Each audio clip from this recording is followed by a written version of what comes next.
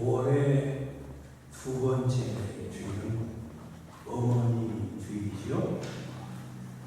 그리고 오늘 6월의 세 번째 주일은 아버지의 날이자 아버지의 주일입니다. 미국의 워싱턴 DC에 살던 소노라 도디라고 하는 여성은 안타깝게도 어머니가 일찍 돌아가셨는데 홀로 되어 재혼도 마다하고 자녀들을 헌신적인 사랑으로 양육해 주신 아버지의 은혜를 깊이 느끼고 있었습니다. 그래서 아버지의 생신이 있는 6월에 아버지의 사랑과 희생에 감사하는 Father's Day를 하게 되었습니다. 이 아름답고 애틋한 미담이 커져서 많은 사람들이 생일날 아버지에 대한 감사의 마음을 전하는 것이 이 북미 사회의 아름다운 전통이 되는데 1966년 미국의 린든 존슨 대통령은 매년 6월의 세 번째 주일 Father's Day의 기념일로 제정하여 지키고 아버지에 대한 역할과 삶 그리고 가정에서 존경받는 아버지가 되자고 하는 다짐을 새롭게 하는 날로 삼게 되었습니다. 우리의 자녀들이 가정 안에서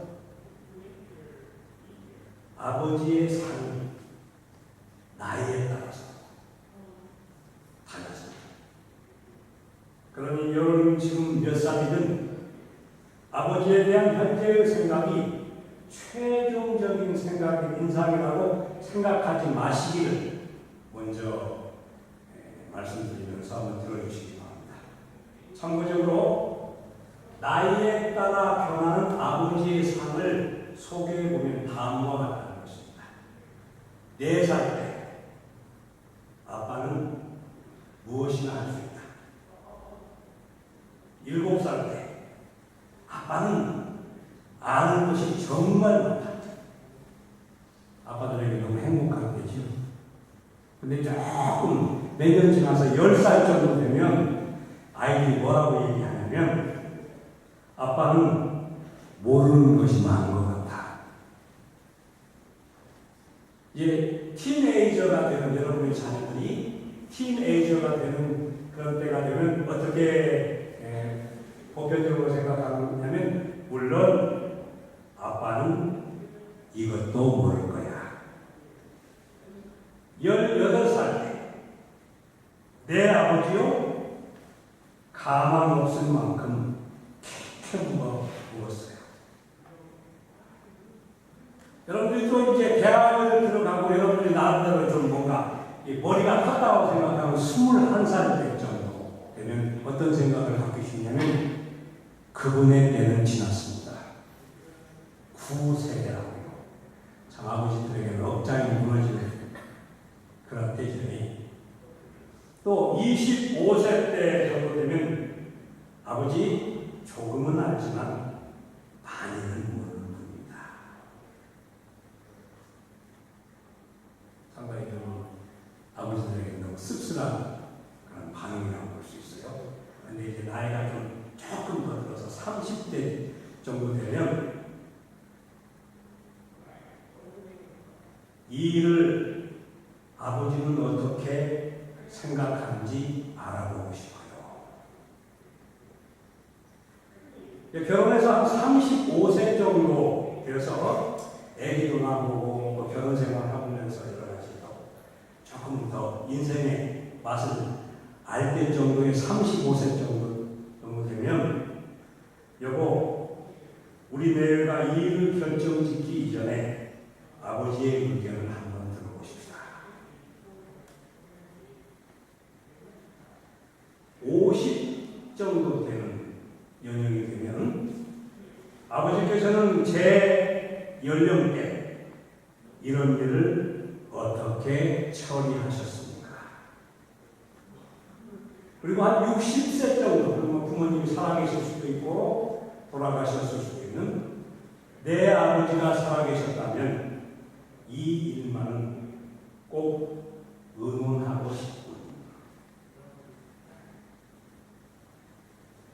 2004년 11월 영국의 문화원에서요, 창립 70주년의 기념 행사로 102개국의 비영어권 국가에 사는 4만 명을 대상으로 70개의 단어를 제시하고 가장 좋아하는 단어를 고르도록 하는 서베이를 실시하였다고 합니다.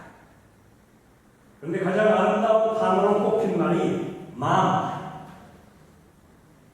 어머니라고 하는 말이죠. 맘. 그리고 패션, 열정, 스마일, 미소, 러브, 사랑, 이터니티, 영원 같은 단어들이 상당히 좀 앞순위로 오는데 좀 안타깝게도요. 아버지라고 하는 말은 이 70 정도의 단어 속에서 한 중간점이죠. 그것도 좀 점수를 많이 줘서 중간 정도의 어떤 정감이 가는 단어로 선정이 되었다고 했습니다.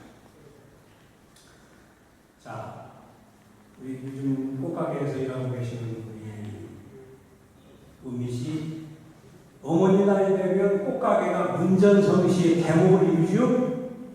그런데 어때요? 아버지 나이는? 평상시와 크게 다른 게 없나요? 예.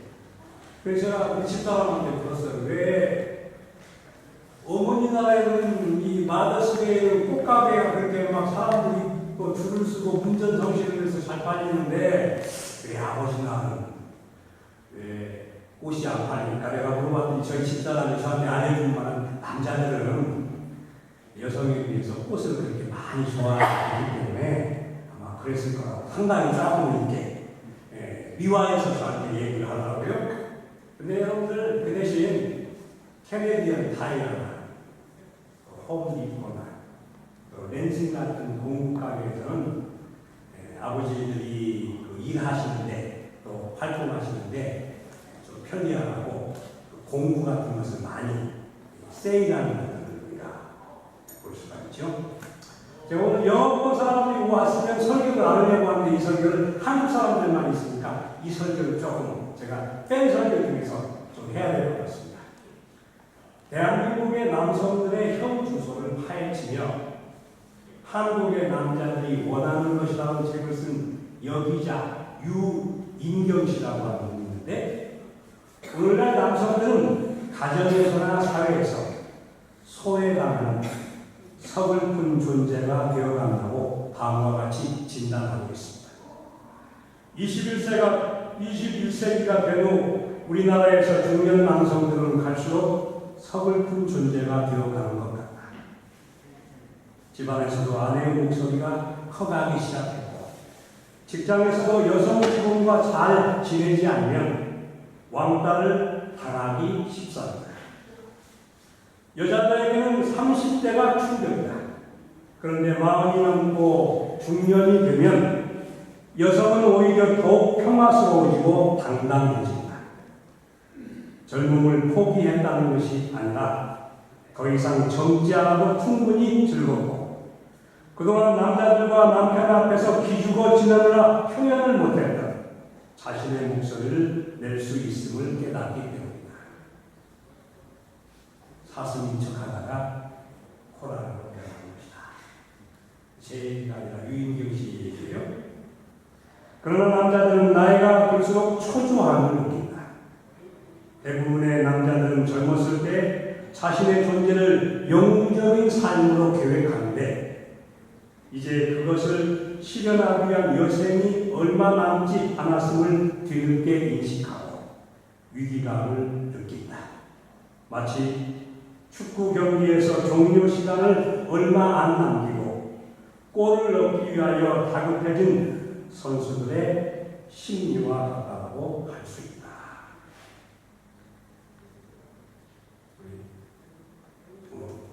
남자분들은 공감이 되는가요? 아니면 나와는 상관이 없는 말인 것 같다. 근데 저는 굉장히 공감이 되더라고요. 왜냐하면 제가 이제 베이비 부모 세대거든요. 제 고등학교 동창들 가운데서 보면 지금 뭐 공무원이나 교직이나 그런 분들은 정년 60이 넘으니까요. 아직 활동하고 계시는데 대개 보면 활동하고 있는데 대개 보면 뭐 은행에 지점장을 했던 친구라든지 뭐 증권회사에 뭐 책임자 했던 친구들은 다 퇴직했어요. 그래도 한 2, 3년 전. 왜 심심찮게 한국에 이제 그 퇴직해서 있는 친구들하고 이메일로 소식을 주고받는 그런 때가 있습니다. 제가 한국에는 얼마 전에 한 2년 전에 퇴직했던 친구한테 받았던 아주 좀 코믹하면서도 씁쓸했던 한 가지의 한국에서 들려지는 이야기를 여러분에게 좀 소개할까 생각합니다. 40대 혹은 50대 일찍 명예퇴직을 한 남성들이 4개의 국제대학원 과정을 수료해야 한다고 하는 이야기가 한국에는 있다는 거예요. 그 첫 번째 학교가 어느 학교인 줄 알아요? 하버드 국제대학원입니다. 이 하버드 국제대학원이라는 말은 어떤 말이냐면 하루 종일 바쁘게 드나드는 대학원이라는 뜻이에요. 그동안 바쁘게 직장 생활을 하려고 만나지 못했던 친구들도 만나고 가지 못했던 곳을 이것저것 다녀보는 시기라는 것입니다. 백수, 과로사 할 수도 있는 시기입니다. 그런데 이 기간이 사람마다 좀 다르기는 하지만 대략 4개월에서 6개월 정도라는 것입니다. 자, 이 학교를 딱 거치면 다음 학교부터 입학을 해요. 어느 학교인지 그 학교의 이름은 하와이 국제대학원이에요. 이 하와이 국제대학원이라는 말의 뜻은 하루 종일 와이프 옆에서, 그것을 줄여서 하와이 대학원이라고 하는 것입니다. 하루 종일 와이프와 함께 일저일을 하는 시기입니다. 와이프 옆에서 수다를 하는 와이프의 이야기도 들어주고, 와이프가 시키는 대로 마늘도 까고 빨래도 개고 시장도 따라가며 시간을 보낸답니다. 와이프가 나들이를 갈 때 따라 나서려고 하면 직장도 없는데 누구 만나면 창피하니 그냥 집에 있어요 라거나 설거지건 청소건 제대로 하는 일이 없어 등의 모욕적인 말이나 수치심을 자극하는 말들을 수없이 들어야 하는 수양 과정이 이 대학원의 특징이라는 것입니다. 그런데 평소 와이프와의 금실에 따라서 이 기간의 희비가 결정된다고 합니다.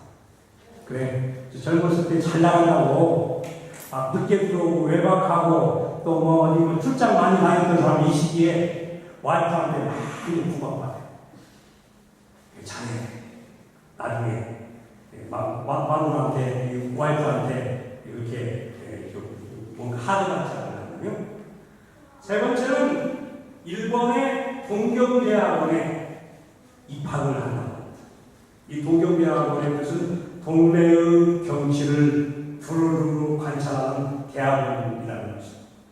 주요 교과 과정은 새벽에 동네 약수터 가기, 동네 공원 산책하기, 비디오 가게, 약국, 책방, 기원 등을 찾아다니는 등입니다. 그래 개인의 호기심과 동네 구조에 따라 차이가 있겠으나 대략 이 과정도 그리 길지 않다고 합니다. 마지막 코스가 있는데 그 마지막 코스이 방콕 대학원에 입학하시는 것이다. 더 이상 부르는 이도 찾아갈 곳도 없어 돈도 체력도 의욕도 없어서 방에 콕 처박혀 지내는 과정이라는 것입니다. 신문은 광고까지 다 보고 아무 생각 없이 TV만을 뚫어지게 쳐다보는 시기입니다.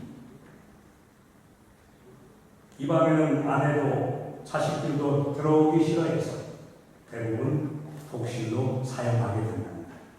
그런데 이 대학원의 특징은 졸업이 따로 없다는 것입니다.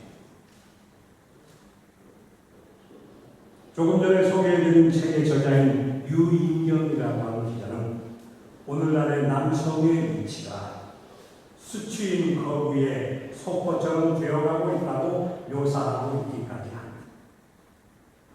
오늘은 아버지의 주입니다. 다시 한번 아버지와 남편의 귀중함을 인정하고 그들에게 위로와 용기를 주며 존경받는 아버지와 남편의 모습을 회복시키는 날입니다. 잃어버린 아버지와 남편의 자존심과 존경심을 어디에서 누구가 회복시켜 줄 수 있을까요? 그것은 다름이 아니라 가정입니다. 집에서 새는 바가지, 들에 가도 샌다라는 속담이 있습니다. 집에서 새는 아버지의 권위가 밖에서도 셀 수밖에 없는 것입니다. 그러므로 먼저 가정에서 아내와 자녀들이 남편과 아버지의 권위를 인정해주고 존중해 주어야 하는 것입니다. 오늘 이원종 성도께서 공독해 주신 잠언서의 말씀은 현숙한 여인상에 관해서 기록한 내용입니다. 그 중에서도 특별히 자기 남편이 기가 죽지 않도록 내세워주는 내용이 있습니다. 누가 현숙한 여인을 찾아오겠느냐? 그 값은 진주보다 더 하니라. 그의 아내는 살아있는 동안 오직 선행으로 남편을 도우며 해를 입히는 일이 없다. 남편이 마을의 원로들과 함께 마을 회관을 드나들며 동네의 중요한 일들을 함께 의논하며 사람들의 존경을 받도록 잘 도와주는 아내가 지혜롭고 현숙한 아내라는 것입니다. 한국이 IMF를 겪을 때 영예퇴직을 당했다가 아내와 자녀들의 격려와 도움으로 조그만 회사를 창립하여 지금은 번창한 회사로 성장시킨 어느 사장님의 이야기가 많은 사람들의 마음을 감동시켰던 적이 있습니다. 이제 이 남편이 갑자기 회사에서 구조조정이라고 하는 이유로 갑자기 회사를 명예퇴직으로 물러나게 됐어요. 정말 아이들은 지금 한참 커나가는데 왜 그 일을 당한 아버지의 마음이 천갈래 만갈 낙심천만 그리고 회사에 대한 많은 어떤 하나의 이 회사가 나를 버렸다라고 그런 이 배신감 그런 것들이 있어서 정말 그렇게 열심히 했는데 그렇게 회사를 위하여 충성을 다했는데 회사가 이럴 수 있어라고 그 배신당했다라고 하는 것을 속에서 치를 떨고 있는 분이었습니다. 그랬더니 그 아내가 힘내세요 여보. 그동안 당신은 이미 충분히 수고하셨어요. 퇴직금으로 얼마나 버틸 수 있으니 굶어 죽기야 하겠어요. 당신이 쓰러지면 우리 모든 식구들이 다 쓰러져요. 나는 아직도 당신을 믿어요. 세상에 당신의 능력을 알아주고 필요로 할 때가 반드시 다시 올 거예요. 이렇게 그 남편을 위로하고 격려했던 것입니다.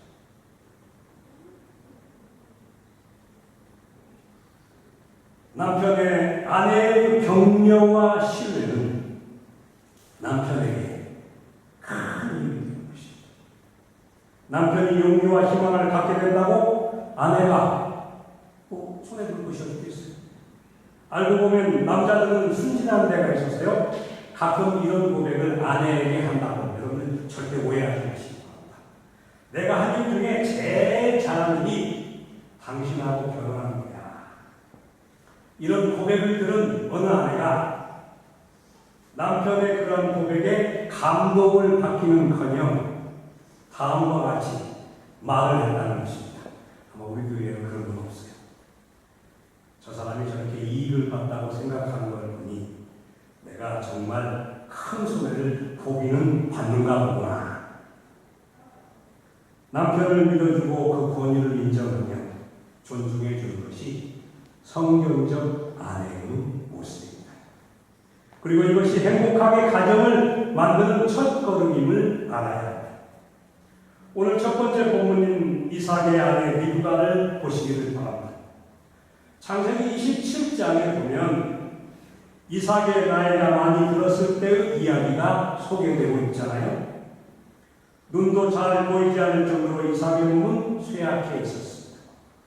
그리고 성경에는 그렇게 구체적으로 소개되지 않았지만 이삭이 자신의 맏아들 에서와 둘째 아들 야곱을 구별하지 못하는 것으로 보아서 그의 정신이 때로 온전치 못했음을 짐작할 수 있습니다. 그때의 요사이 말로 표현하자면 아마도 이삭은 나이가 많이 들어서 가끔은 알츠하이머와 같은 치매 증상을 보일 정도로 무력해 있었던 것입니다. 반면에 그의 아내 리브가는 아직도 건강하여 활동할 수 있었습니다. 아들 야곱을 아버지 이삭에게 들여보내면서 염소 2마리를 잡아서 그것으로 맛있는 요리를 직접 지어 준비해 줄 정도로 건강한 상태였습니다. 요즘 같으면 늙은 이삭은 아내와 식구들에게 무시당하고 천대받을 수도 있는 처지였을 것입니다. 그런데 리브가는 늙은 자기 남편 이삭의 영적 권위를 무시하지 않았습니다. 노인인 남편의 권위를 끝까지 존중해 줍니다. 그리고 아들 야곱이 아버지에게 축복을 받을 수 있도록 세심한 배려를 합니다. 아내 리브가가 아버지의 권위를 존중하니 아들들도 아버지의 영적인 권위를 인정합니다. 아내의 세심한 배려로 생을 마감할 때까지 남편과 아버지로서의 존엄과 위엄을 잃지 않을 수 있었던 이삭의 아름다운 생을 성경은 소개하고 있는 것입니다. 미국의 한인교회에서 있었던 한 아름다운 이야기를 여러분들에게 좀 소개해드릴까 생각합니다. 그는 40대의 1.5 제너레이션, 1.5세의 사람이었는데 그가 초등학교 시절에 부모를 따라서 미국으로 이민을 왔어요. 근데 지금과는 좀 달라서 60년대, 70년대 많은 이민 온 사람들이 한국 사회가 그 당시 이렇게 외환을 가져가기도 쉽지 않았던 세대이고 또 한국 사회가 그 당시만 해도 상당히 개발도상국의 상태였기 때문에 가지고 온 것이 별로 없었어요. 그래서 참 아빠, 어머니가 너무너무 거기서 이민 와서 정착하면서 살아가는 과정 속에서 고생을 많이 했어요. 또 그렇게 고생하는 모습을 보면서 여러 가지 환경적으로 어렵지만 열심히 공부해서 이제 고등학교를 졸업하고 대학을 졸업하고 이제 어엿한 미국의 회사에 취직을 했습니다. 근데 사람이 이제 고생해서 자식들 거는 자리 잡고 또 그 사회 속에서 살만하다고 하면 좀 더 불구감에 오래 살아야 되는데 어머니가 일찍 돌아가시고 말았어요. 그냥 아버지 혼자 있어요. 근데 너무 안타까워서 아버지랑 같이 살자고 해도 아버지는 이 자녀하고 같이 살려고 생각하지 않아요. 나도 불편하고 그러니 야 너희들 이렇게 내가 있는 곳 변형치 말고 열심히 하는 일 하면서 열심히 살아라. 부탁드릴 때마다 말씀드릴 때마다 그렇게 말씀하셨습니다. 근데 이 아들이요 아빠가 사실 아버지가 외롭잖아요. 그래 자기의 회사가 뉴욕의 맨하탄에 있는 회사인데 자기는 뉴저지에 살고 있어요. 그래 매일 이 사람이 이제 이 전철역으로 가기 위해서 전철역에서 익스프레스 트레인을 타고 맨하탄으로 출근을 하는데 매일 자기가 출근하기 전에 1시간 전에 아버지하고 약속을 해서 30분 내지 1시간 정도 아빠하고 매일 커피숍에서 만나서 아버지가 하는 이야기를 들어드린다고 합니다. 그것도 아주 진지하게 재미있게 들어드린다는 것입니다. 어떤 때는 같은 이야기를 여러 차례 반복하여 듣는 지루함이 있기도 하지만 아버지의 외로운 노년을 위로해드리는 마음으로 꾸준히 만난다고 합니다. 참 아름다운 아들의 이야기이죠. 이렇듯 존경받는 남편과 아버지가 되기 위하여 모든 식구들의 도움이 사실은 필요하지만 사실 더 중요한 것은 본인이 그러한 사람이 되는 것이 더 중요한 것임을 알아야 합니다. 그리고 모든 식구들로부터 진심으로부터 우러나온 존경을 얻는 가장 중요한 비결이 자신이 신앙인으로서 바로 서는 데 있다라고 하는 사실을 잊지 말아야 합니다. 오늘의 본문 말씀이 이 사실을 가르쳐주고 있습니다. 물론 오늘 읽은 잠언서의 말씀은 현명한 아내의 가장 중요한 조건이 하나님의 경외의 신앙이라고 가르치고 있지만 이것은 아내에게만 해당되는 것이 아니라 가장인 남편과 아버지가 반드시 가져야 되는 것입니다. 고운 것도 거짓되고 아름다운 것도 헛되지만 주님을 경외하는 사람은 칭찬을 받는다. 저는 이 본문 말씀의 가르침을 남편과 아버지에게 다음과 같이 전하고 싶습니다. 식구들에게 돈을 많이 벌어다주는 능력 있는 남편과 아버지가 되는 것도 중요할 겁니다. 부드러운 남편, 자상한 아버지가 되는 것도 중요합니다. 사회적으로 성공하여 많은 사람들에게 찬사와 존경을 받음으로 식구들에게 자랑스러운 남편과 아버지가 되는 것도 중요할 겁니다. 그러나 더 중요한 것이 있습니다. 그것이 바로 아버지 우리들이 가정의 제사장이 되는 것입니다. 가정의 제사장으로서 모든 식구들이 이는 내가 잘되고 땅에서 장수하리라. 특별히 아버지 날을 맞이하는 것들 다 제가 얘기하기 전에도 다 아버지에게 이메일도 보내고 또 축하의 메시지도 다 보내고 다 그랬을 거라고 생각하는데 여러분들 다시금 아버지 날을 생각하면서 가정 안에서 신앙의 질서도 있고 아름답게 화목하는 가정을 만들어가는 여러분 모두가 되어서 하나님께 영광이고 또 정말 이 아름다운 가족관계 속에서의 그리스도의 향기가 나는 복된 삶을 살아가시는 우리 성도님들이 다들 되어주실 수 있기를 바랍니다. 잠깐 우리 침묵하겠습니다. 침묵 후에 오늘 중국기도 함께 하겠습니다. 아버지와 공부하는 학생들을